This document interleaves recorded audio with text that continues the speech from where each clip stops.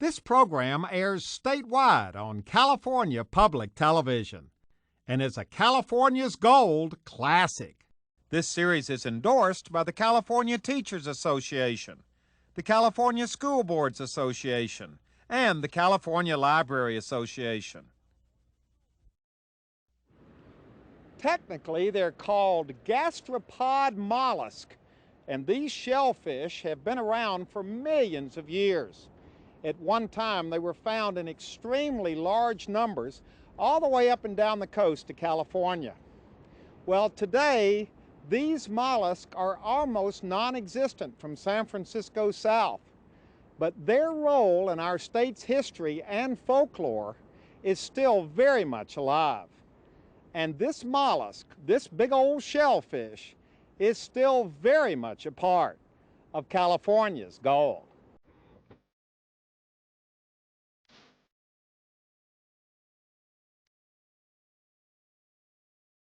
It's amazing when you look at the pictures from the early days, back in the 1800s and early 1900s, and you see just how many of them there were.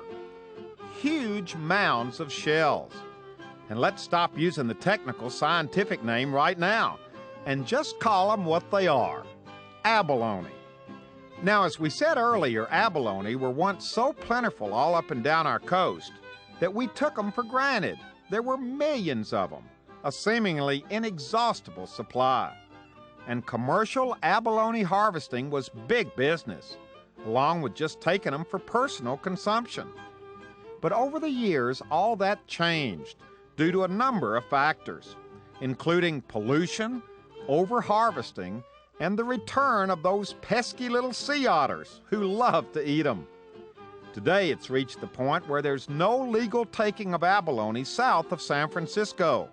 And north of San Francisco, there's no commercial harvesting and limited sport harvesting. The glory days of California abalone are definitely gone. Young people don't even know about them.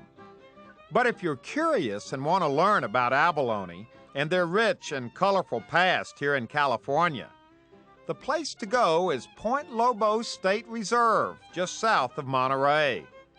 Not only is this one of the most beautiful places in our entire state, it also provides a very interesting abalone time capsule.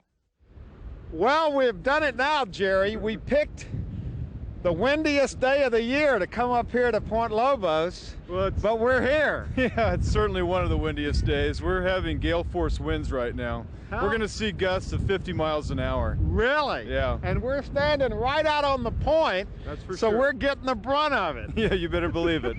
And it feels like it's about 30 degrees. You're in shirt sleeves. We're from Los Angeles. We're freezing to death right now. Well, I'm a little chilly myself. It's pretty cold, but I'm used to this. I live in the fog. Okay, you know why we're here, to do a story on the history of abalone in California. And when we started doing our research, we found out that Point Lobos would be the natural place to come to trace the evolution of the abalone history in California. Well, that's correct. You know, everything started right here in a way. There was Native Americans that lived here for hundreds of years, possibly thousands of years, that used abalone. Now, they were the first to use abalone here. Absolutely. They were the first. They were here for hundreds, maybe thousands of years, utilizing abalone on sometimes a daily basis. And they'd pick the abalone from the intertidal and come up to areas like this, and they take the abalone out of the shell, consume the food part of the abalone, then later utilize the shell for barter or for their daily uses. And we just happen to have an example of that right here. That's correct. We have a great midden site here. That's actually 19 midden sites in Point Lobos. And this is the Cannery Point midden site, and it was an area that was occupied for at least hundreds of years. And when you talk about the midden, there it is right over there, right up here on the coastline. It's just right by the water. That's right. Well, that's where they hunted and gathered and then consumed their food, is right on the water. Now we're going to go over in here to get a closer look because this is a huge midden.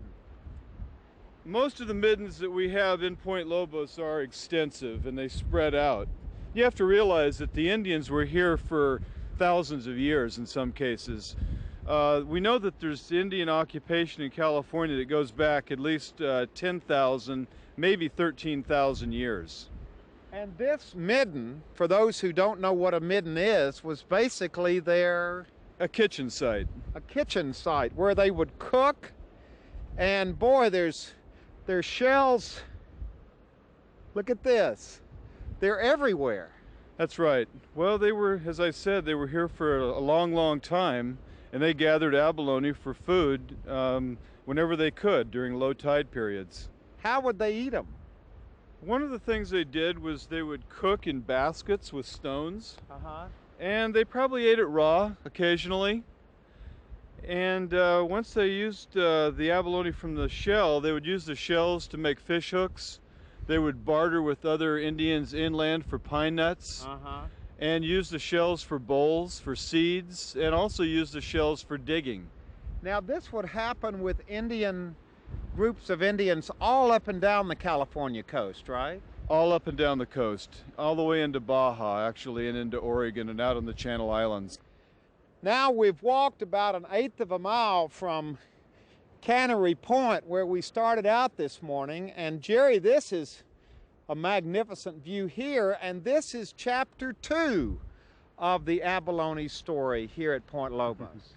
Well, that's correct.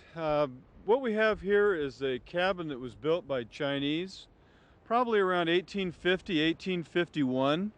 And the Chinese that built this cabin were part of a Chinese fishing village, and they certainly harvested abalone and saw that resource right here at Point Lobos. Now, how did the Chinese get hooked in with abalone? Well, they were brought in as laborers during the gold rush, and after the gold rush played out, the Chinese spread out in California. A lot of them came right to these areas, like Point Lobos, and set up fishing villages and began to harvest the resource, abalone, which they saw along the rocks. Now, you said they had a camp here. Where would it have been? Just right around the shoreline here? It was spread out throughout this meadow and along the shoreline, and this is a perfectly protected cove where they could fish and gather abalones from the intertidal. Now, how would the Chinese get the abalone? Would they have boats? Would they go out just along the shore? The Chinese were simply intertidal abalone pickers. What does that mean? Well, what that means is they went out into the areas when the tide was low and gathered abalone by hand through that narrow band of low tide area. So they really didn't affect the subtidal abalone population at all, only the intertidal. So I forgot to ask how the Indians did it. They did it the same way, just kind of gathered them along the shore at low tide? Exactly. What did the Chinese do with the abalone? Well, they consumed abalone, and they also dried it and shipped it to the Orient, where it was very popular. So people like to eat abalone in the Orient, but what about here in California? It was basically unknown, except for the Indian use of abalone. No one was really using abalone, and they didn't know what it was. Nobody had figured it out yet. No one knew. Okay, then the next chapter after the Chinese chapter was about 1854 to 1900. What happened next? Well, the Allen family bought Point Lobos in the late 1800s, and they developed the abalone diving industry along with the Japanese and built an abalone canning plant right here in the Whalers Cove parking lot. So the Japanese followed the Chinese here. That's exactly right. Now, what is the parking lot today was the hub of activity here back then, wasn't it? Well, that's right, because this is where the whole diving operation took place. They had a canning plant right here where the parking lot is now.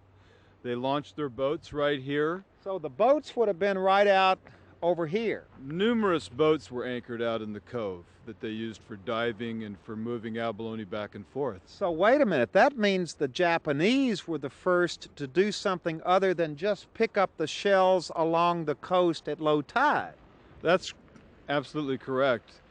The Indians and the Chinese were harvesting abalone in the intertidal, and the Japanese dove for abalone, and the first diving operation was right here at Point Lobos. So the Japanese would actually get in boats and go out looking for abalone. Offshore, yes. As our abalone adventure continues, next we traveled a few miles north of Point Lobos to Monterey, where I hooked up with diver and expert abalone historian Scrap Lundy. Now the plan was to head out into Monterey Bay, right off Cannery Row, to recreate some of that early abalone diving history. And to do that, we were joined by one of the last remaining Japanese-American divers. You were Not diving quite. in, I started in 37. and were you 1937. diving right in these areas where we are right now? Generally, the area in this particular area was closed, Uh-huh. but from Carmel Meadows on down, it was open, and so that was the area that we worked from anywhere from Carmel Point all the way down to San Simeon. And it was a big industry back then, wasn't it? Yes, so at one time there were, I think, about 12 boats working, and since each boat brought in anywhere from 150 to 200 dozen, in any given day, you know, when all the boats came in, you could have almost 2,000 dozen abalones on the wharf. So wait a minute. In one day, you would dive and get 150 dozen abalone? At the very beginning, it was like that. When I worked, by that time, you know, we were going out and staying out 5 days. Uh-huh. And in the 5 days, we would pick up between 150 and 200 dozen. Wow.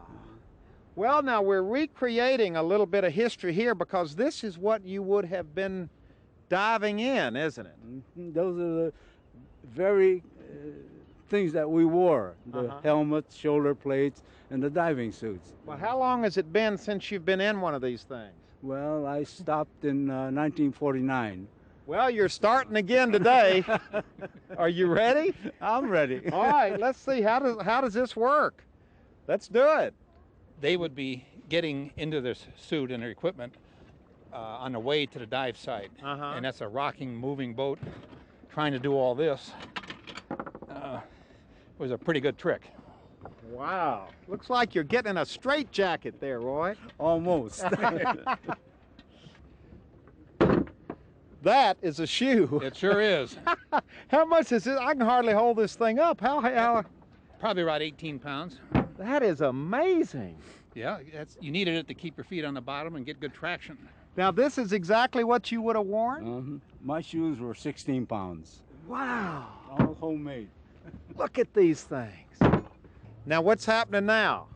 Well, we're going to put the weights on. We're going to put a 34-pound weight on the front and a 29-pound weight on the back.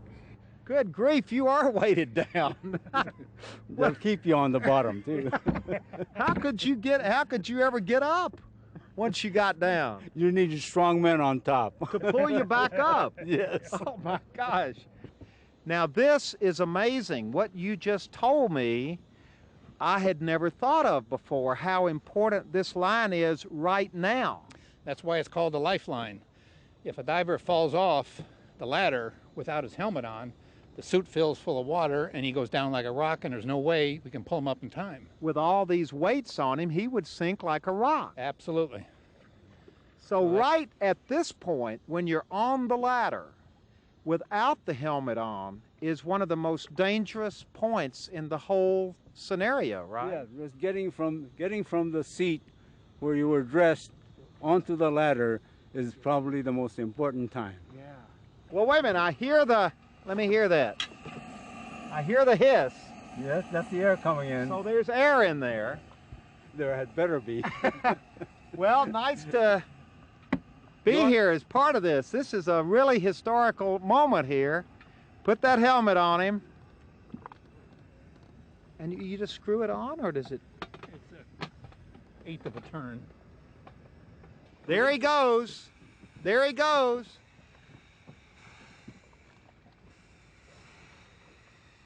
Hold on to that lifeline.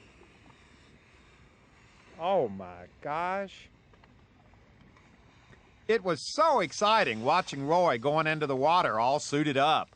And now it gets interesting, because what we're seeing is some underwater video of what an actual abalone harvest would have looked like, with the diver going along the bottom with a knife and a net basket, taking them off the ocean floor. This is what those original abalone divers would have done. It's a lot of old memories with that suit. Would you have gone down, how many other divers would have gone down with you at the same time? Each boat had one diver. That's it. So the diver was a man they all took care of. And the Japanese crewmen were very good. They treated the diver like he was a king. Yeah.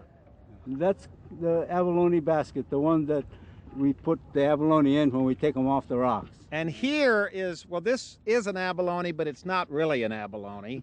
It's been made to look like an abalone. This is a real abalone shell.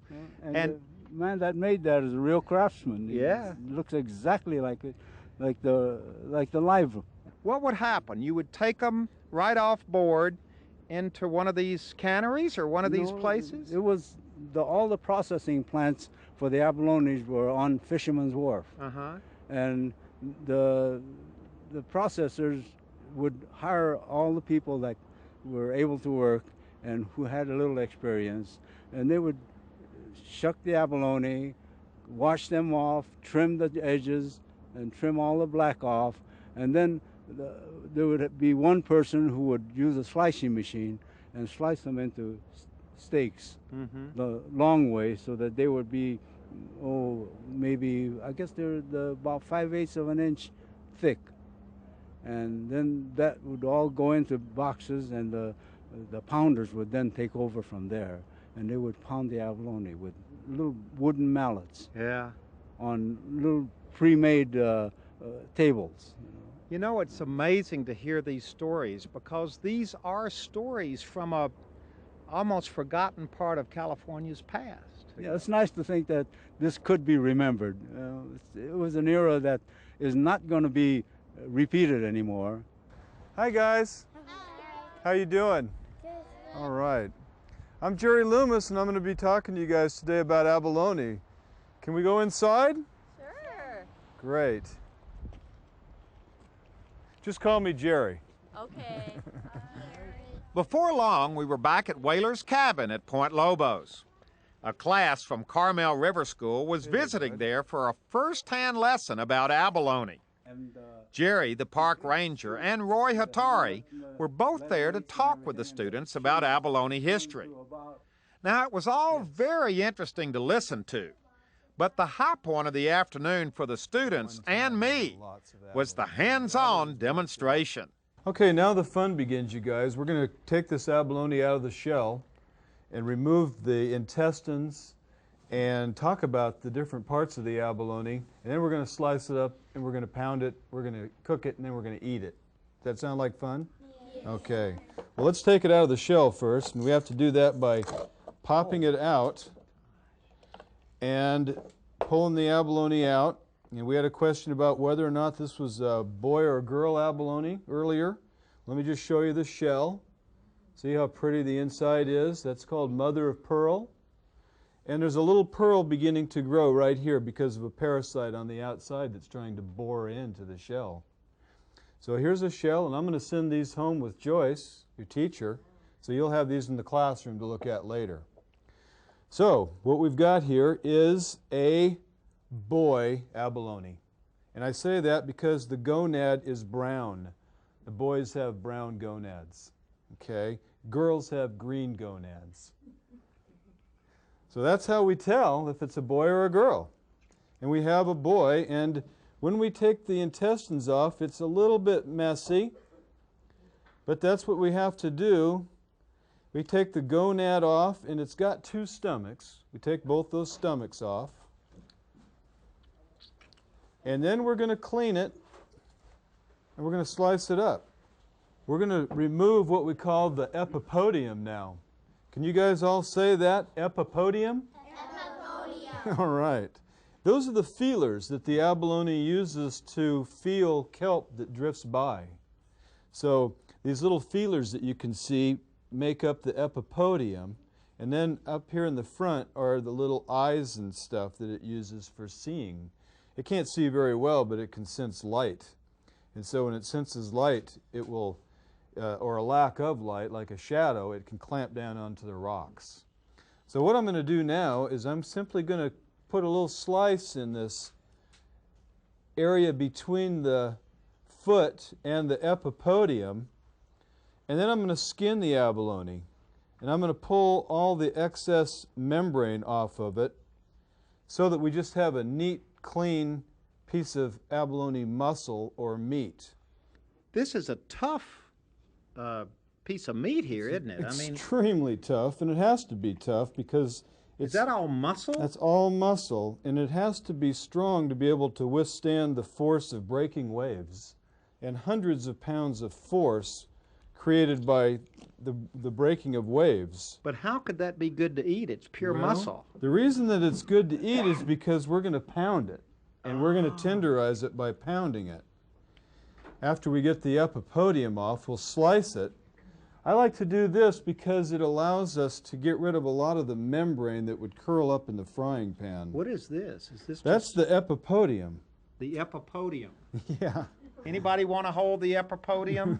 Come on, stand up here with me. There you go. Feels kind of icky, doesn't it? Yeah. Well, anybody else want it? Come on, here you go. Oh, that's cool. And now we're slicing. well, I'm still removing the epipodium on this side of the abalone. Abalones have their own distinct smell too, don't they? They certainly do. That kind of stays with you, Roy.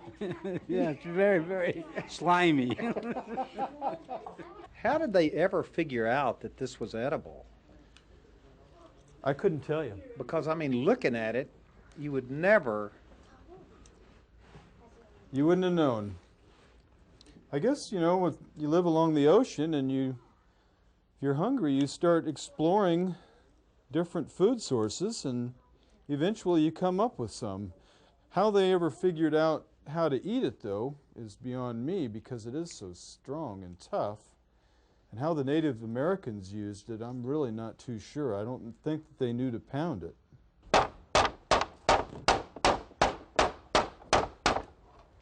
You'll be able to get your piece. Now, what are we doing here, Jerry? Right now, I'm pounding the abalone. Now, is this an official abalone pounder? You bet. Really? This is what they're for? That's right. Okay. That and this one here. But abalone's muscle is such that the fibers are intertwined, and so it makes it an extremely tough muscle. So you're just putting this right down here and pounding it? Right down here and pounding it. Exactly. And that breaks the fiber down.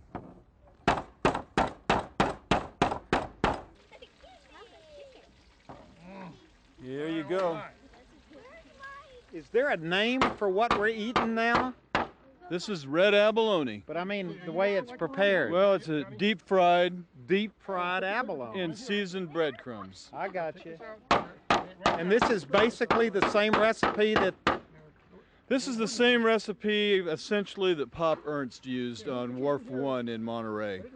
He's the guy who started it all. In 1913, right. He's the guy that started the local consumption. Yes.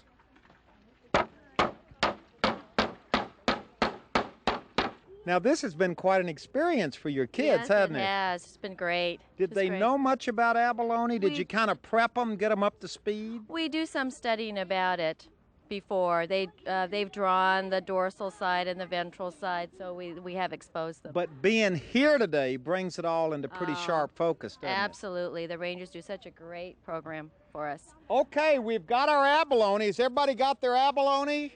All right, we're ready to take our first bites of abalone. Is everybody ready?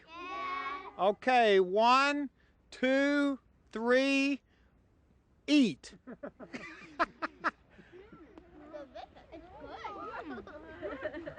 It's chewy. It's like chicken too. It's good. It's good. Well, we're ending up our abalone adventure here in Jerry's Kitchen in Monterey. And Scrap, this is very interesting in a way it's kind of poignant because we're getting ready to eat this abalone. And for many people in California, what was once something that everybody took for granted, most people don't even know, young people don't even know what abalone is anymore, do they? That's true. After, I'd say beyond or below age 35 or 40, they haven't a conception of what's going on, and people older than that used to just walk out and pick it off the beach.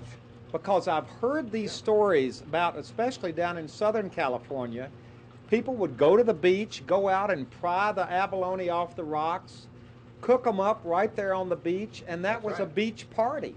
Well, I moved to Santa Barbara in '67, and I kept hearing those stories, but it was way past that time that I could do that. And I always marveled at the fact that you could do that. You don't know what a treat this is. This is so good to see all this abalone in one place. Oh, this is just, in a restaurant, we're talking $1,000 at least. You're kidding. No. Really? It's 60 or 70 bucks for a dinner for 2 small pieces. And that's cultured abalone, farm raised.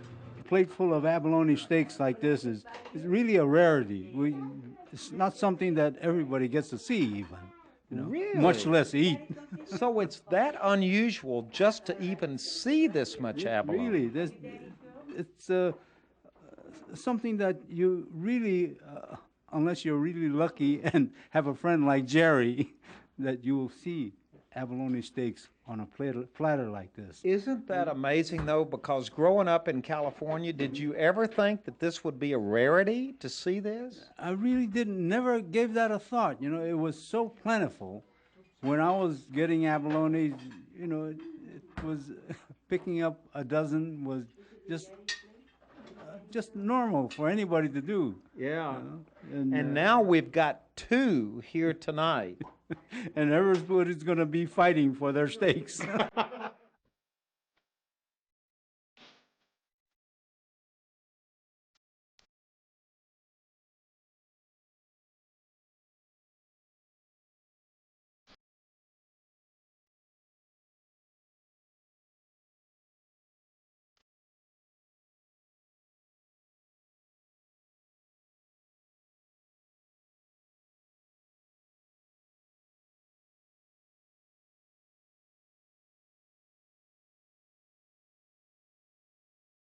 Well, hello, everybody. I'm Huell Hauser, and I sure hope you enjoyed this adventure. If you'd like to see it again or share it with your family or friends, or perhaps donate a copy to your local school or library, it's available on video cassette and on DVD. All you have to do is call 1-800-266-5727, and we'll be glad to send it to you right away.